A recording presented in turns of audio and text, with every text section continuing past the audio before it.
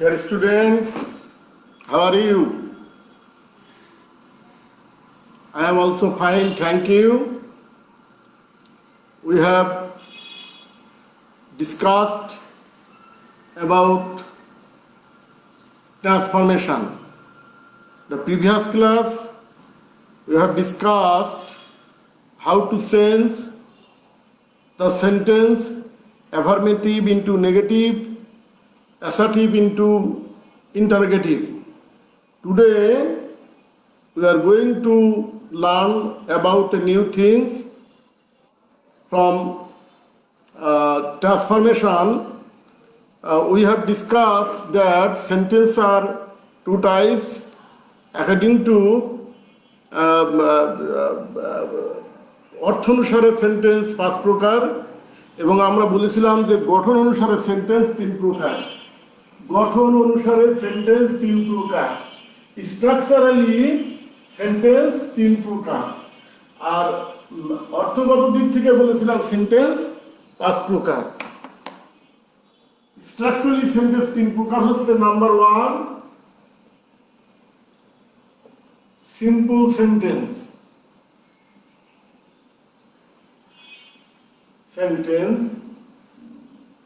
Number two, compound sentence.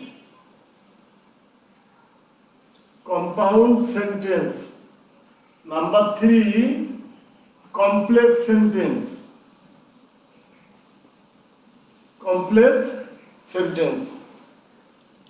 Structurally sentence তিন প্রকার।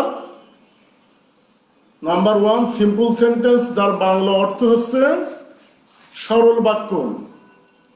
Number two, compound sentence, যার অর্থ যৌগিক বাক্য। এবং নাম্বার থ্রি, কমপ্লেক্স সেন্টেন্স, যার অর্থ হচ্ছে জটিল বাক্য। এখন আমাদেরকে চিনতে হবে যে কোনটা সিম্পল সেন্টেন্স, কোনটা কম্পাউন্ড সেন্টেন্স এবং কোনটা কমপ্লেক্স সেন্টেন্স। সিম্পল সেন্টেন্স হচ্ছে যার একটি মাত্র সাবজেক্ট ও একটি ফাইনাইট ভার্ব থাকে, সেটা সিম্পল সেন্টেন্স। যার একটি মাত্র সাবজেক্ট ও একটি ফাইনাইট ভার্ব থাকে, সেটি সিম্পল সেন্টেন্স। যেমন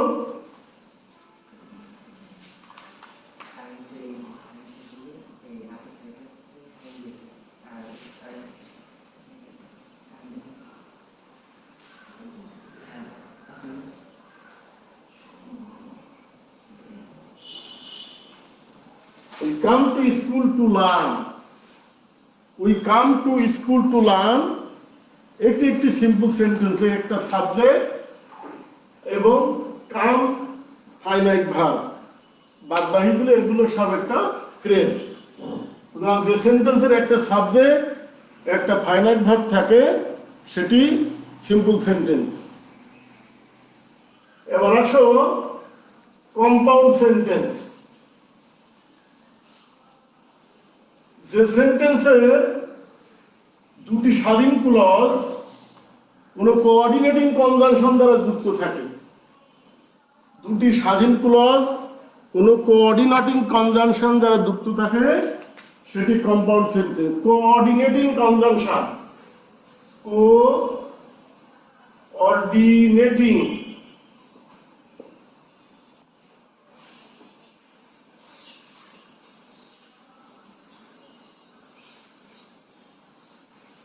কোঅর্ডিনেটিং কনজাংশন হচ্ছে and, but, or, not only, dash, but also। যদি দুটি স্বাধীন ক্লজ কোনো কোঅর্ডিনেটিং কনজাংশন যেমন and, but, or, not only, but also দ্বারা যুক্ত থাকে, তবে সেটি কম্পাউন্ড সেন্টেন্স। যেমন কি man is poor but he is honest. The man is poor but he is honest, the man is poor, এটা একটা স্বাধীন ক্লজ, এবং হি ইজ অনেস্ট এটাও একটা স্বাধীন ক্লজ। এই দুটি স্বাধীন ক্লজ এই বাট নামক কোঅর্ডিনেটিং কনজাংশন দ্বারা যুক্ত, এই জন্য এটা কম্পাউন্ড সেন্টেন্স। এই দুটি সেন্টেন্সের এই ক্লজ দুটি কারোর উপরে নির্ভরশীল নয়। দি ম্যান ইজ পোর এবং স্বাধীন, হি ইজ অনেস্ট এও স্বাধীন। এই দুটি স্বাধীন ক্লজ বাট দ্বারা যুক্ত, এই জন্য এটা কম্পাউন্ড সেন্টেন্স। আবার বলি, যদি দুটি স্বাধীন ক্লজ কোনো কোঅর্ডিনেটিং কনজাংশন দ্বারা যুক্ত থাকে তাহলে সেটি কম্পাউন্ড সেন্টেন্স। কোঅর্ডিনেটিং কনজাংশন গুলো হচ্ছে and, but, or, not only, but also. এবার আসো কমপ্লেক্স সেন্টেন্স।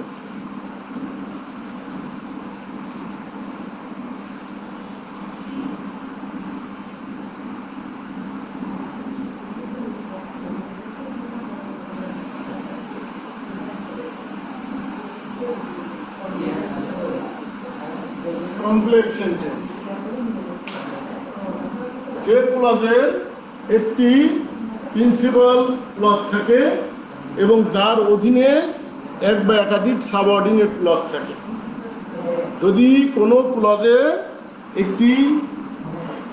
যদি কোনো সেন্টেন্সে একটি স্বাধীন ক্লজ থাকে এবং তার অধীনে এক বা একাধিক সাবঅর্ডিনেট ক্লজ থাকে তাহলে সেটি কমপ্লেক্স সেন্টেন্স। কমপ্লেক্স সেন্টেন্সগুলো সাবঅর্ডিনেটিং কনজাংশন দ্বারা যুক্ত থাকে। Subordinating conjunction, subordinating conjunction, subordinating conjunction.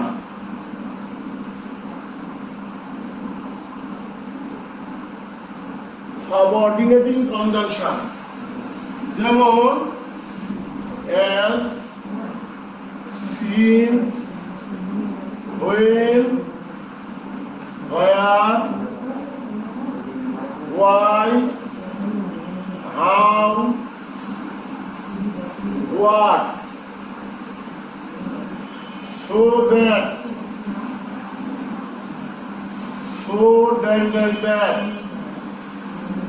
if, unless, as, since, when, where, why, how, what, so that, like that, if, unless, because,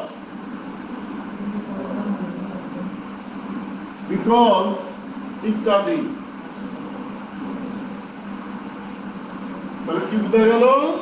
যদি একটি প্রিন্সিপাল ক্লজের অধীনে এক বা একাধিক সাবঅর্ডিনেট ক্লজ কোনো সাবঅর্ডিনেটিং কনজাংশন দ্বারা যুক্ত থাকে তাহলে সেটি কমপ্লেক্স সেন্টেন্স। মনে রাখতে হবে যে সমস্ত সেন্টেন্সের ভিতরে এই ধরনের কনজাংশন দ্বারা যুক্ত থাকবে সেটা কমপ্লেক্স সেন্টেন্স। আর যদি কোনো সেন্টেন্সের ভিতরে and, but, or, not only, but also এই কনজাংশনগুলো থাকে তাহলে এগুলো কম্পাউন্ড সেন্টেন্স। সহজ কথায় যে সমস্ত সেন্টেন্সগুলো and, but, or, not only, but also দ্বারা যুক্ত থাকে সেগুলো কম্পাউন্ড সেন্টেন্স। আর যে সমস্ত সেন্টেন্সগুলো as, since, when, because, if, unless, why, when, where, because, etc. এ ধরনের কনজাংশন দ্বারা যুক্ত থাকে সেইগুলো কমপ্লেক্স সেন্টেন্স। এই সামনে কি দাঁড়িয়ে গেল? অ্যান্টিভাইরাস, সমস্যা নেই, অ্যান্টিভাইরাস আপনার দিতে হবে।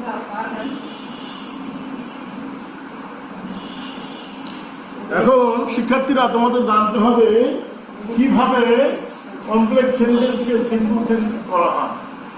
কমপ্লেক্স থেকে সিম্পল,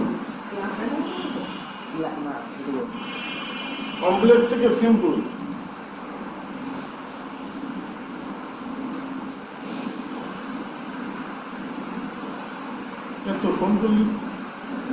কমপ্লেক্স থেকে সিম্পল। এর অনেকগুলো নিয়ম আছে। যে নিয়মগুলোর ভিতরে প্রথম নিয়মটা যদি এরকম হয়, as oblique since oblique when, as since when দ্বারা যদি দুটি ক্লজ যুক্ত থাকে এবং দুটি ক্লজের সাবজেক্ট যদি এক হয় এবং প্রত্যেকটা ক্লজে যদি মেন ভার্ব থাকে, তাহলে সিম্পল করার সময় এই তিনটে কনজাংশনই প্রথমে বাদ দিয়ে দিতে হবে। আবার বলি, যদি কোনো সেন্টেন্সে অ্যাজ সিন্স হোয়েন থাকে এবং সেই সেন্টেন্সের দুটি ক্লজের সাবজেক্টই এক হয় এবং দুটি ক্লজেই মূল ভার্ব থাকে, তাহলে শুরুতেই সিম্পল করার সময় অ্যাজ সিন্স হোয়েন বাদ দিতে হবে। তারপরে প্রথম ক্লজ এর মূল ভার্বের সাথে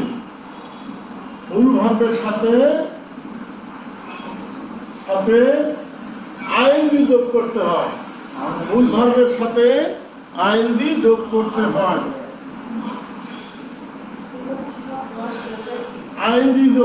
হয়। তারপরে কি করতে হবে? তারপরে দ্বিতীয় ক্লজের সাবজেক্টের সাথে স্থলে প্রথম ক্লজের সাবজেক্ট ব্যবহার করতে হবে, অর্থাৎ নাউনটা ব্যবহার করতে হবে। নাউন প্রথম ক্লজের মূল ভার্বের সাথে আইএনজি যোগ করতে হবে। দ্বিতীয় ক্লজের সাবজেক্টের জায়গায় প্রথম ক্লজের সাবজেক্ট বসবে, যেহেতু প্রথম ক্লজে নাউন ব্যবহার করা হয়। যেমন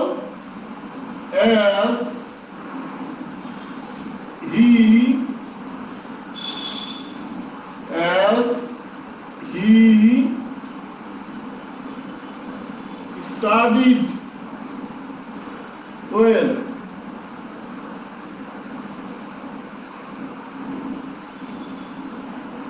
As Karim studied well, he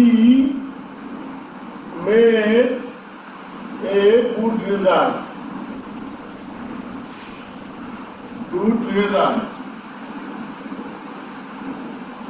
As Karim studied well, he made a good result. তো নিশ্চয় এটা কমপ্লেক্স সেন্টেন্স, যেহেতু as এই কোঅর্ডিনেটিং কনজাংশনটা সাবঅর্ডিনেটিং কনজাংশনটা সেন্টেন্সের শুরুতেই আছে। আমরা বলেছি যে যদি কোনো ক্লজে as since when because after before when ইত্যাদি কনজাংশন থাকে, তাহলে সেগুলো কমপ্লেক্স সেন্টেন্স। সুতরাং এই সেন্টেন্সটা নিশ্চিতভাবে একটা কমপ্লেক্স সেন্টেন্স। এই কমপ্লেক্সকে সিম্পল করার সময় আমরা বললাম, যদি as since when থাকে এবং দুটো ক্লজের সাবজেক্টই এক হয়, এখানে করিম, এখানে হি, একই ব্যক্তি। এবং বলেছি যদি উভয় ক্লজে মূল ভার্ব থাকে, স্টাডিড এবং মেড দুটোই মূল ভার্ব। সুতরাং এই ভার্ব সেন্টেন্সটিকে সিম্পল করার সময় আমরা বলেছি প্রথমেই as since when বাদ যাবে, তারপরে কি হবে? মূল ভার্ব, ওই ক্লজের মূল ভার্বের সাথে আইএনজি যোগ করতে হয়। ওই ক্লজের মূল ভার্ব হচ্ছে স্টাডি, আমরা লিখলাম স্টাডিং ওয়েল। তারপর কি বলেছি যে দ্বিতীয় ক্লজের সাবজেক্টের জায়গায় প্রথম ক্লজের সাবজেক্ট, এর স্থলে Karim. Studying well, Karim made a good result.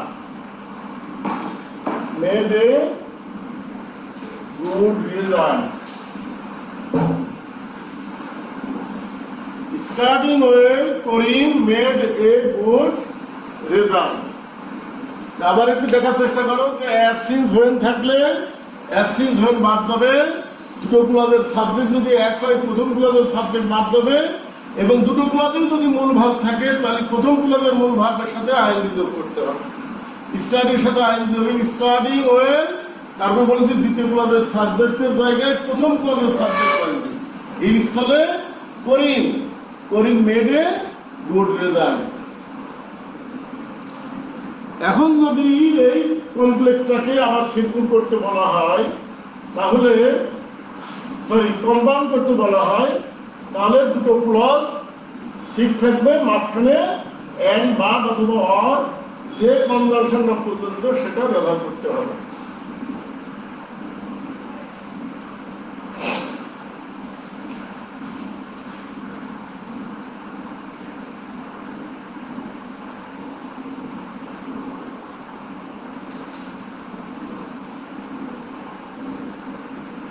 as Corinne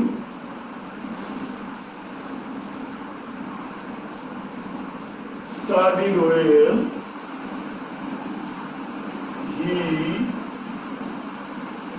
made a good result. এটাকে যদি কম্বাইন করতে হয়, আমরা বলেছি দুটি কোঅর্ডিনেটিং কনজাংশন দ্বারা যুক্ত হয়। কোঅর্ডিনেটিং কনজাংশন কোনগুলো বলেছি? and, but, or, not only, but also। এই সেন্টেন্সকে যখন আমরা কম্পাউন্ড করব তখন as since when বাদ যাবে, যে প্রথম ক্লজের সাবজেক্ট করিম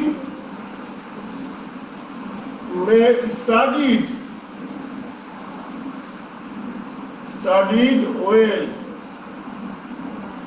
এইবার and দিয়ে দুটো ক্লজ যোগ করতে হবে। and যেহেতু এই ক্লজের করিম এবং এই ক্লজের হি একই ব্যক্তি, সুতরাং দ্বিতীয় ক্লজে আর সাবজেক্ট বসানো লাগবে না। and made a good result।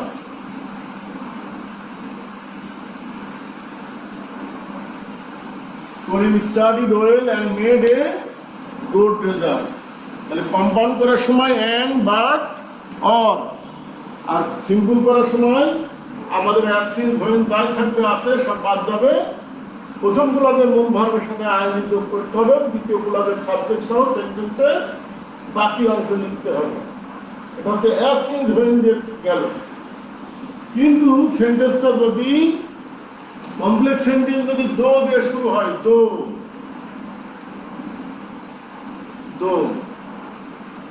Complex sentence যদি দো দিয়ে শুরু হয়, তাহলে সিম্পল করার সময় কি করতে হবে? এর নিয়ম হচ্ছে যে দো এর পরিবর্তে শুরুতে ইন স্পাইট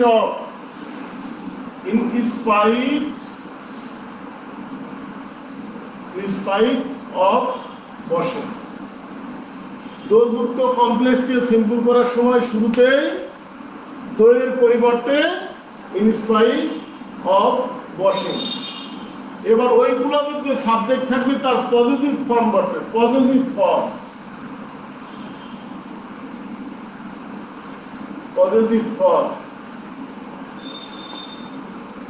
যদি আই থেকে তাহলে মাই, হি থাকলে হিজ, দে থাকলে দেয়ার, এর পজিটিভ ফর্ম। তারপরে যদি বি ভার্ব থাকে তাহলে বিং, বি ভার্ব থাকলে বিং। যদি হ্যাভ হ্যাড থাকে হ্যাভিং, হ্যাড থাকলে হ্যাভিং। আর যদি মূল ভার্ব থাকে তাহলে তার আইএনজি বসে। আবার বলি, দোযুক্ত সেন্টেন্সে যদি বি ভার্ব থাকে তাহলে বিং, আর যদি বি ভার্ব না থাকে হ্যাভ হ্যাড থাকে তাহলে হ্যাভিং, অথবা যদি মূল ভার্ব থাকে তাহলে তার আইএনজি বসে, প্লাস সেন্টেন্সের বাকি অংশ বসে, প্লাস বাকি অংশ।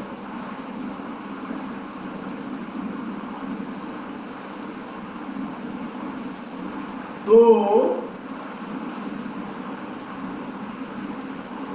the man is poor, he is honest।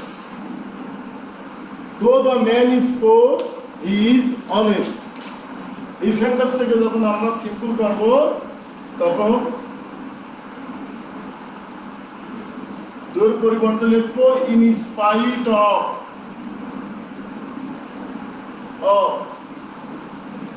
His.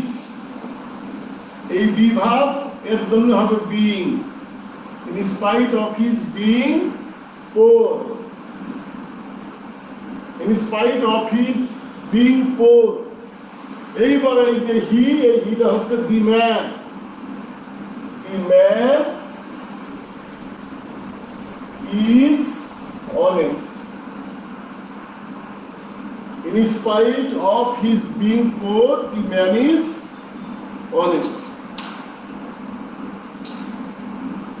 দোযুক্ত সেন্টেন্সকে যদি আমরা কম্পাউন্ড করতে চাই তাহলে ওই একই দিনে আমরা বারবার বলছি যে দুটি স্বাধীন ক্লজ কোঅর্ডিনেটিং কনজাংশন দ্বারা যুক্ত থাকবে কম্পাউন্ড সেন্টেন্সে।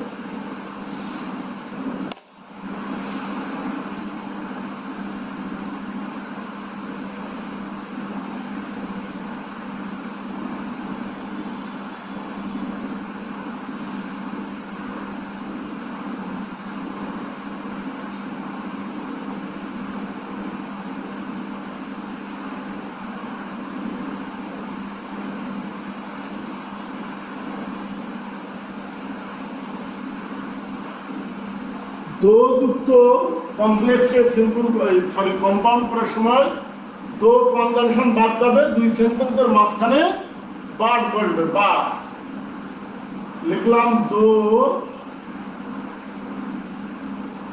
The man is poor is honest. তাহলে আমরা বললাম যে দো বাদ চলে যাবে, যে দুই সেন্টেন্সের মাঝখানে বাদ যোগ করতে হবে। The man is poor but 21 honest.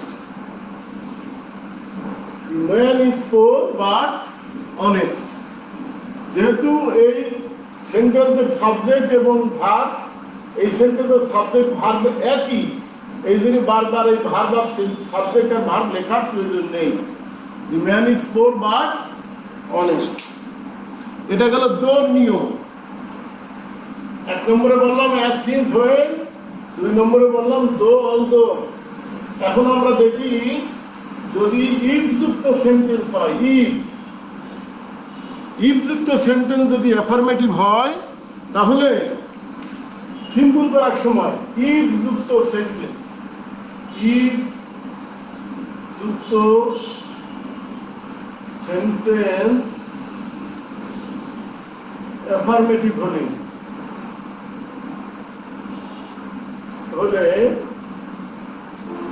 Simple করার সময়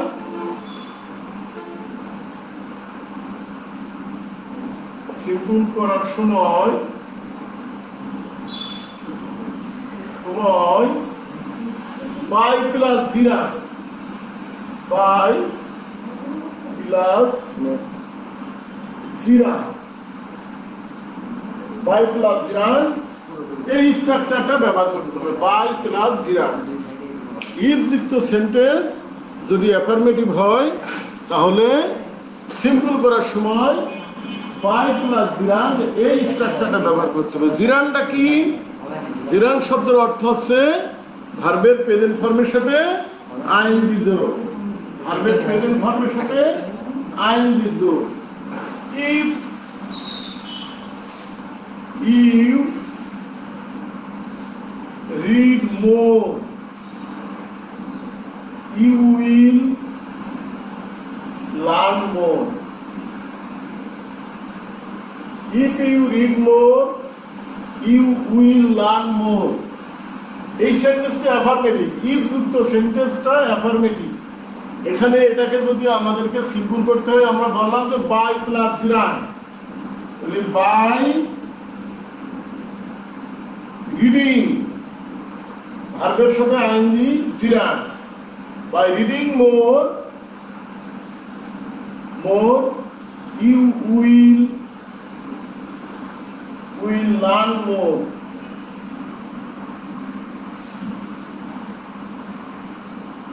by reading more you will learn মোর।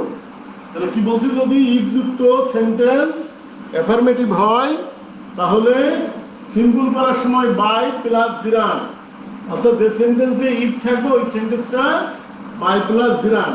জিরান হচ্ছে ভার্বের প্রেজেন্ট ফর্মের সাথে আইএনজি যোগ।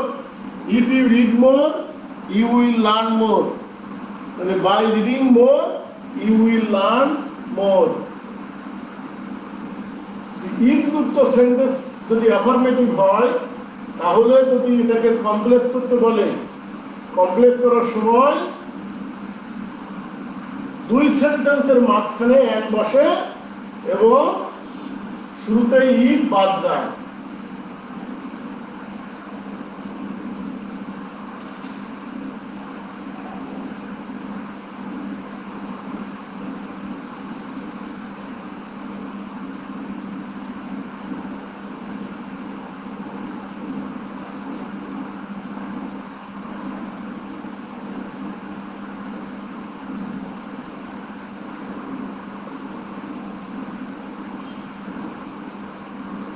If you write to me, I will thank you.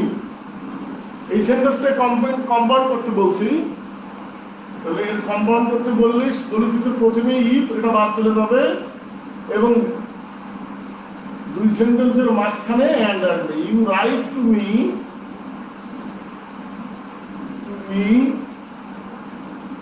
and I will thank you. You write to me and I will thank you. কিন্তু if যদি negative হয়, if যুক্ত sentence যদি নেগেটিভ হয়, তাহলে এটাকে যদি সিম্পল করতে বলা হয় তাহলে আবার অন্য নিয়ম হবে। if যুক্ত সেন্টেন্স যদি নেগেটিভ হয় তাহলে সিম্পল করার সময় without plus gerund, without plus জিরান এই স্ট্রাকচারটা ব্যবহার করতে হবে। ইফ যুক্ত সেন্টেন্স নেগেটিভ হলে উইদাউট প্লাস জিরান, যেমন if you do not read attentively,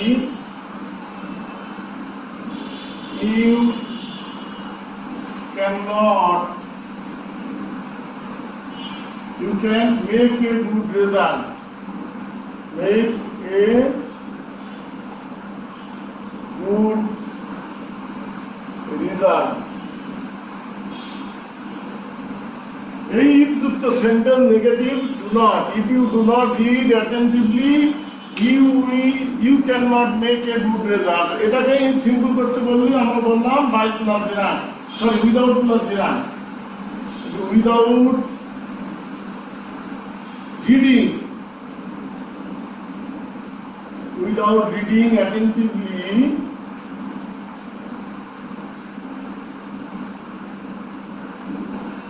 you can make a good result।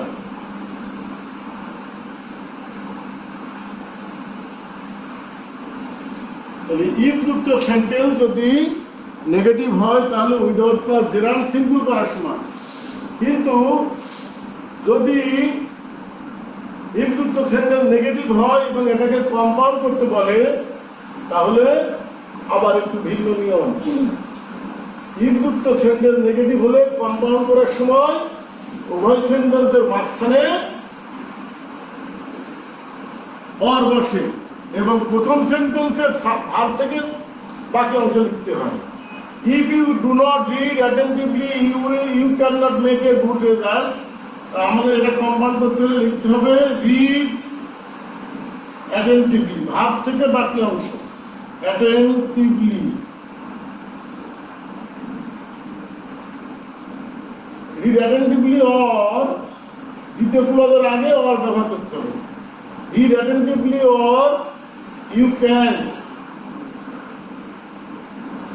make a good result।